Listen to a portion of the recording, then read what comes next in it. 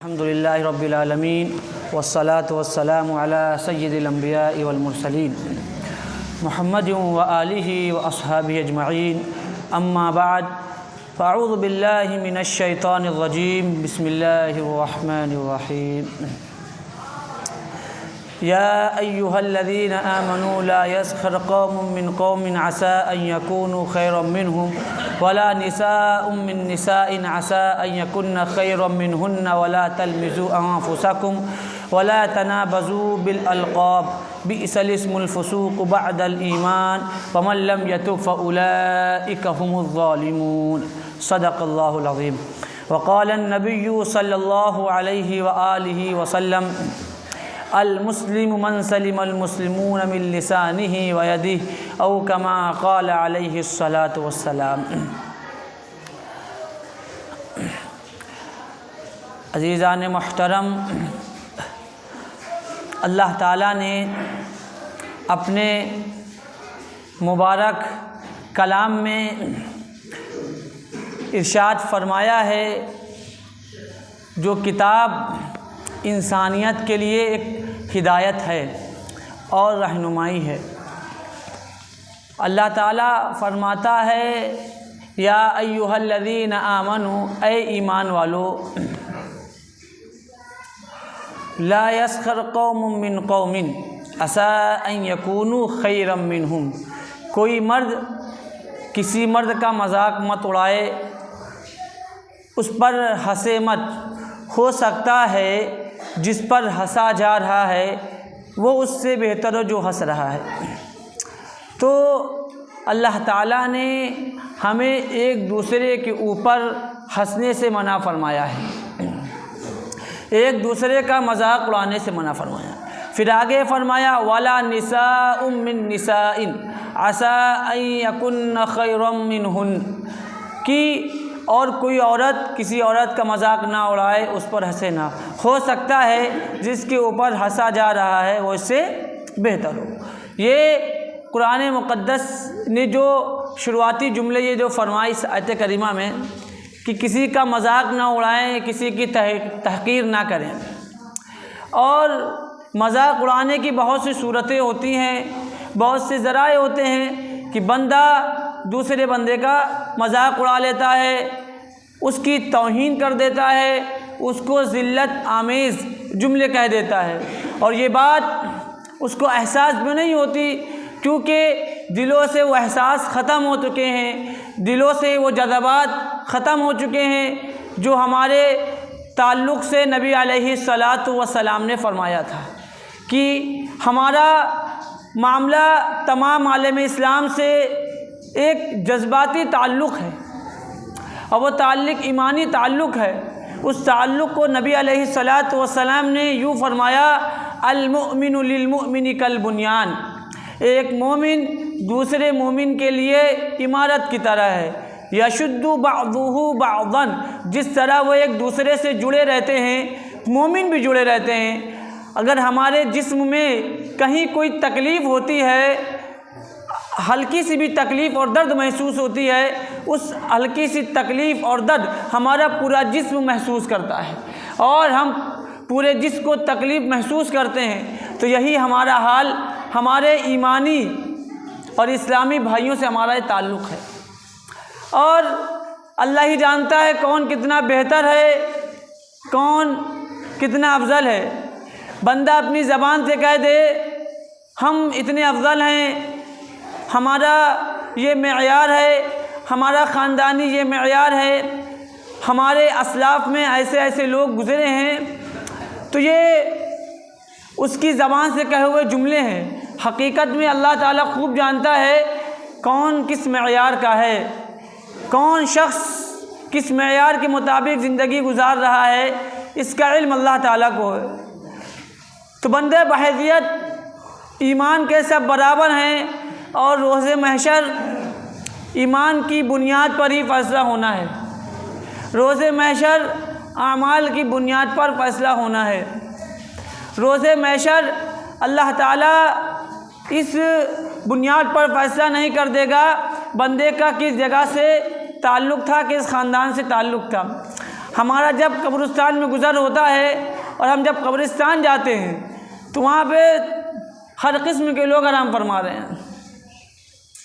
کوئی اس میں land Cruiser سے چلنے والا ہے تو کوئی i14 رکھنے والا ہے، کوئی اپنی قوم کا سردار ہے، کوئی فقیر ہے تو کوئی صاحب حیثیت ہے تو کوئی مالدار ہے، کوئی اتنا جاہ و جلال والا تھا کہ اپنے سے بڑا کسی کو سمجھتا نہیں تھا، لیکن سب اللہ تعالیٰ نے سب کو برابر کیا. جب یہ دعا پڑھتے ہیں نا منہا خلقناکم، اللہ فرما رہے ہیں ہم نے تم کو اسی مٹی سے پیدا کیا، وفیہا نعیدکم، اور اسی میں لوٹا دیں گے، ومنہا نخرجکم تارۃ اخری، اور دوبارہ ہم اسی مٹی سے پھر اٹھا لیں گے. اس دعا میں جو ہمیں سمجھ میں آتی ہے ہمارے علم کے مطابق یہ بھی ہے، اللہ تعالیٰ فرما رہا ہے کہ جہاں سپرد خاک کیے جا رہے ہو، جس جگہ اتارے جا رہے ہو، جس قبر میں اتارے جا رہے ہو، اس کی مٹی شامل ہے. ایک تو ہم نے مٹی سے پیدا کیا انسانوں کو، اللہ فرما رہے، لیکن اسی مٹی منہا خلقناکم، ہم نے تم کو اسی سے پیدا کیا. پتہ چلا بندے کے خمیر میں اسی جگہ کی مٹی تھی، اسی لیے بندے یہیں آ کے سپرد خاک ہو گیا. پھر اللہ فرما رہے فکر نہ کرو، اسے تو دوبارہ زندہ کریں گے، اور اسی میں ہم نے لوٹا دیا ہے. تو بندہ مٹی سے اللہ تعالیٰ نے جو بنایا تھا، مٹی سے پیدائش وہ اللہ تعالیٰ نے اس کو بتا دی. اب بندے کا فیصلہ اللہ تعالیٰ نے خود بتا دیا کہ سب کو مٹی ہونا ہے، اور اس کے بعد سب کو آ کے ہمارے حضور کھڑے ہو کر اپنے اعمال کا فیصلہ اس کے ہوگا اور اپنے اعمال کا حساب و کتاب دینا ہے. اب جو اللہ تعالیٰ فرما رہے کہ مذاق مت بناؤ کسی کا، کسی غریب کی تحقیر مت کرو، کسی کو ذلیل مت کرو، کسی کو رسوا مت کرو، یہ بڑی اہم چیز ہے. چونکہ غریبوں کی حقارت ایک ایسی چیز ہے، کہ کسی مومن کی حقارت ایک ایسی چیز ہے، آپ جانیے کہ بیت اللہ کو ڈھا دینے سے زیادہ خطرناک ہے. ایک مرتبہ عبداللہ ابن عمر رضی اللہ تعالیٰ عنہ بیٹھے ہوئے تھے اور انہوں نے بیت اللہ کو دیکھا. بیت اللہ کو دیکھنے کے بعد فرمایا ما اعظمک، تو کتنا عظیم ہے، کتنا بابرکت ہے، واعظمک حرمتاً، اور تیری عزت اور حرمت کتنی بڑھی ہوئی ہے. اس کے بعد فرمایا لیکن ایک مسلمان کو تکلیف پہنچانے دینا تمہیں ڈھانے سے زیادہ سخت ہے. ایک مسلمان کو ذلیل کر دینا، اس کو رسوا کر دینا تمہیں ڈھا دینے سے زیادہ سخت ہے. نبی علیہ الصلوۃ والسلام نے فرمایا کوئی بندہ اپنے کسی مسلمان بھائی کو ایسی جگہ ذلیل کرتا ہے جہاں پہ اس کی عزت ہے، اس کا احترام اور اس کا مقام، اس کا مرتبہ ہے، لوگ اس کی عزت کرتے ہیں، اور اس بندے نے اس کو اسی جگہ ذلیل کیا جو ہمارے معاشرے میں ہے کہ میں ان کو پبلک پلیس میں ذلیل کروں گا، ان کو میں ان کے گھر جا کر ذلیل کروں گا، میں ان کو ان کے لوگوں کے سامنے ذلیل کروں گا، جو ہمارا شب و روز کا کہنا ہے، ہمارا تجربہ ہے، ہم کہتے ہیں ایک دوسرے سے. تو اللہ فرما رہا ہے کہ اللہ تعالیٰ اس بندے کو ایسی جگہ ذلیل کرے گا جہاں سے اس کو مدد کی امید تھی. اگر آج ہم نے کسی کو ذلیل کیا ہے اور کسی کو رسوا کیا ہے، کسی کی پگڑی اچھالی ہے، تو یہ اس بات کے لیے تیار ہو جائیے، یہ فطرت ہے کہ ہماری پگڑی اچھلے گی، ہمیں ذلیل اور ذلت اٹھانی پڑے گی. پھر نبی علیہ الصلوۃ والسلام نے آگے فرمایا کہ بندہ کسی مسلمان کی ایسی جگہ عزت کرتا ہے، ایسی جگہ احترام کرتا ہے جہاں پر اس کا مقام ہے، تو اللہ تعالیٰ اس بندے کی ایسی جگہ مدد فرمائے گا جہاں وہ امید کرتا ہے. چونکہ دنیا کا یہ نظام چلانے والی ذات اللہ رب ذوالجلال کی ہے. بندہ جہاں سے شروع کرے گا اللہ تعالیٰ وہیں سے ختم کر دے گا. اسی جگہ پہ ہم نے کسی کی تحقیر کی ہوگی، ہم کسی کی ذلت کا باعث بنے ہوں گے، تو اللہ تعالیٰ ہمیں بھی تحقیر اور ہمیں بھی ذلیل رسوا کرے گا. جس کو اللہ کے رسول صلی اللہ علیہ وسلم نے فرمایا یا معشر من آمن بلسانہ، اے وہ لوگوں جو اپنی زبان سے تو ایمان لے آئے، ولم يدخل الایمان قلبہ، اور ان کے دلوں میں ایمان داخل نہیں ہوا. پھر فرمایا لا تؤذوا المسلمین، مسلمانوں کو اذیت مت پہنچاؤ، ولا تتبعوا عوراتہم، اور ان کے رازوں کے پیچھے، عیوب کے پیچھے مت پڑو. اگر تم ان کے عیوب کے پیچھے پڑو گے اللہ تعالیٰ تمہارے عیوب کے پیچھے پڑ جائے گا، اور اللہ تعالیٰ جب کسی بندے کے عیوب کے پیچھے پڑتا ہے نبی علیہ الصلوۃ والسلام نے فرمایا اس کو گھر بیٹھے رسوا اور ذلیل کر دیتا ہے۔ اس کی مثالیں آپ کو بے شمار ملیں گی، جو دوسروں کو ذلیل کیا کرتے تھے اور دین کا چوغا اور لبادہ اوڑھے رہتے تھے، اللہ تعالیٰ نے ان کو ان کے گھر میں ذلیل اور رسوا کیا ہے۔ بیشتر مثالیں ہیں کہ اللہ تعالیٰ اس بندے کو گھر سے نکلتا نہ ہو، کوئی جانتا نہ ہو، اللہ نے رسول اللہ صلی اللہ علیہ وسلم نے فرمایا یفضح فی بیتہ، کہ اللہ تعالیٰ اس بندے کو اس کے گھر میں ذلیل کر دے گا، اس کے گھر میں رسوا کر دے گا، اور لوگ دیکھیں گے۔ ہوتا ہے اگر ہم کسی کو ذلیل کریں گے، کسی کو رسوا کریں گے، اللہ تعالیٰ ہمیں ذلیل اور رسوا کر دے گا۔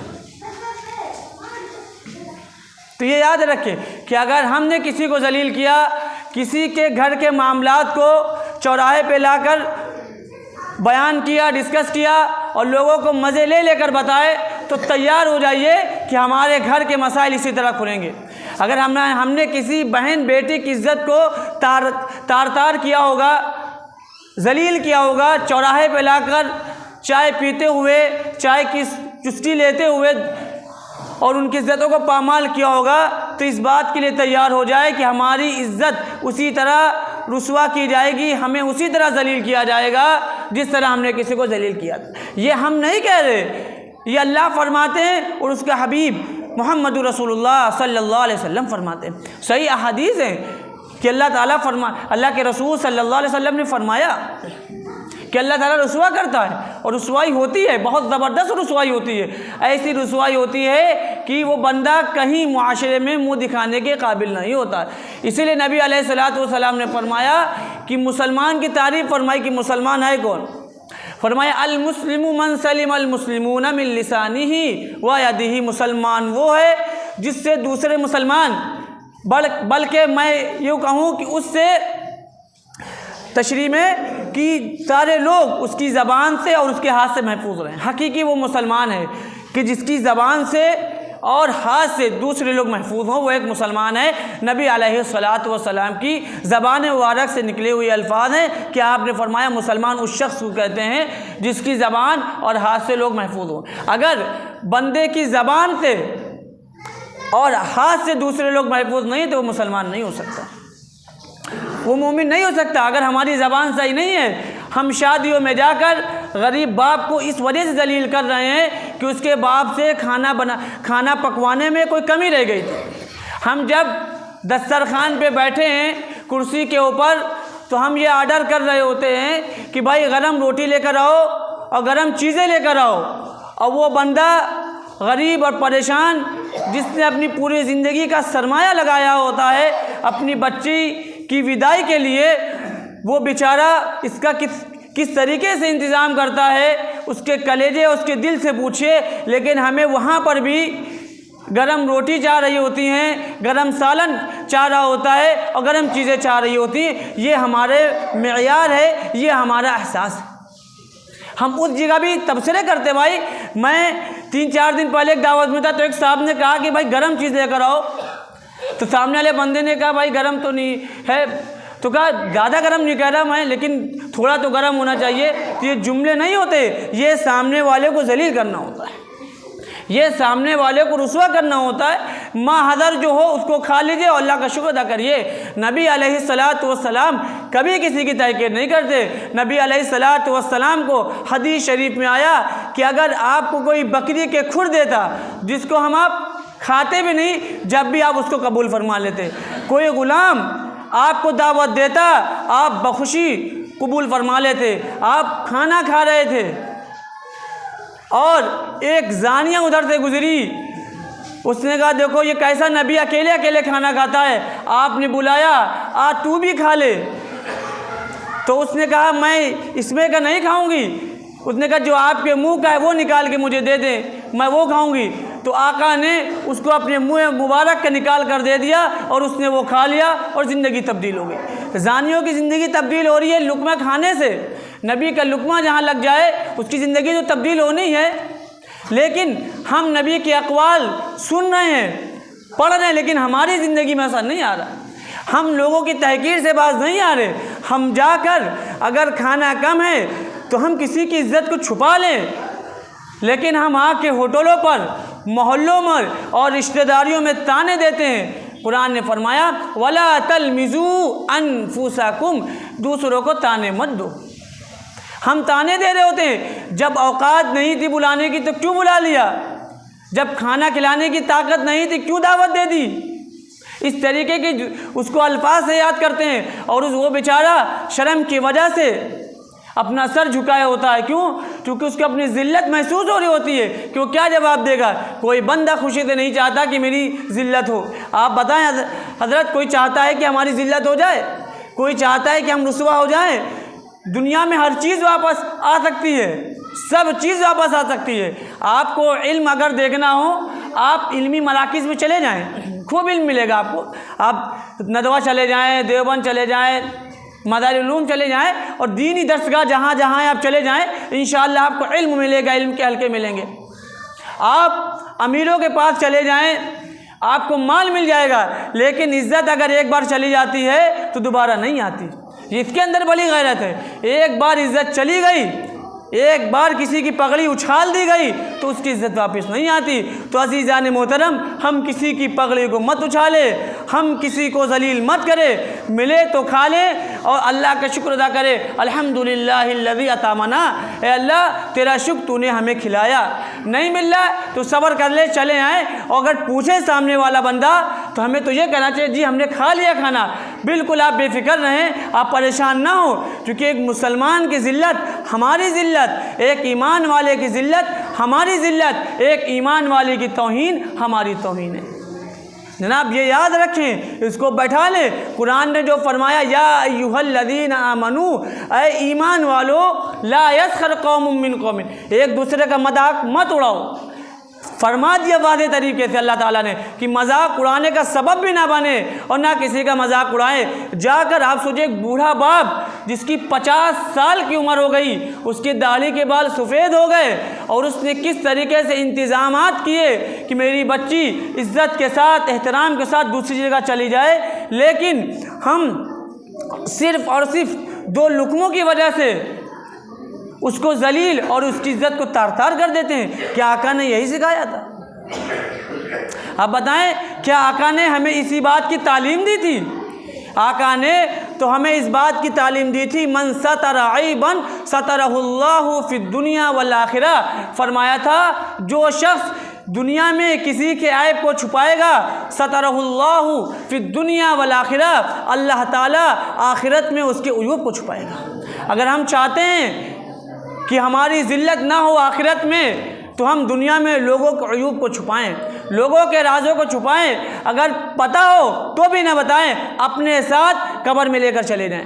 آقا نے فرمایا کہ من کان، جو بندہ کسی بندے کی مدد میں لگا رہتا ہے، کان اللہ فی حاجت اخی، اللہ تعالیٰ اس بندے کی مدد میں لگا رہتا ہے۔ اگر ہم کسی کی مدد کریں گے اخلاقی طور پر، اس کو ذلیل ہونے سے بچا لیں گے، اس کو رسوا ہونے سے بچا لیں گے، تو اللہ تعالیٰ ہمیں کل قیامت میں جہنم سے بچا لے گا۔ نبی علیہ الصلوۃ والسلام نے فرمایا من حما مؤمنا منافق، جو کسی مومن کی عزت کر لے گا اور احترام کر لے گا، کسی منافق سے اس کے گوشت کو بچا لے گا، تو اللہ تعالیٰ روز محشر اس کو جہنم سے بچا لے گا۔ اللہ تعالیٰ روز محشر رد اللہ وجہہ عن النار یوم القیامہ، اللہ تعالیٰ اس کے چہرے کو روز محشر جہنم سے پھیر دے گا۔ کیوں؟ کیونکہ اس بندے نے دنیا میں ایک مسلمان کی عزت کا خیال کیا تھا، تو آج ہم اس کی عزت کا خیال کریں گے۔ یہ فرمایا، اور سب سے بڑی رسوائی اور سب سے بڑی ذلت اگر کوئی ہے تو وہ روز محشر میں تمام مخلوق کے سامنے ذلیل ہونا ہے، اولین و آخرین کے سامنے ذلیل ہونا ہے، محمد عربی علیہ الصلوۃ والسلام کے سامنے ذلیل۔ آپ دنیا میں ایک بندے کو ذلیل کریں گے، 500، 1000، 2000 کتنے لوگوں میں ذلیل کر دیں گے، لیکن یہاں تو وہ بندہ 1000 میں ذلیل ہوگا، اس کو تانے ملیں گے، وہ چلا جائے گا، لیکن جس بندے نے دنیا میں ذلیل کیا ہوگا تو روز محشر اللہ تعالیٰ اولین و آخرین کے سامنے اللہ فرمانا ہے جمع کر کے، یوم یجمعکم لیوم الجمع لا ریب فیہ، اس دن جس کے جمع کرنے میں کوئی شک و زبانی، اس دن جمع کر کر اس بندے کو تمام مخلوق کے سامنے ذلیل اور رسوا کرے گا۔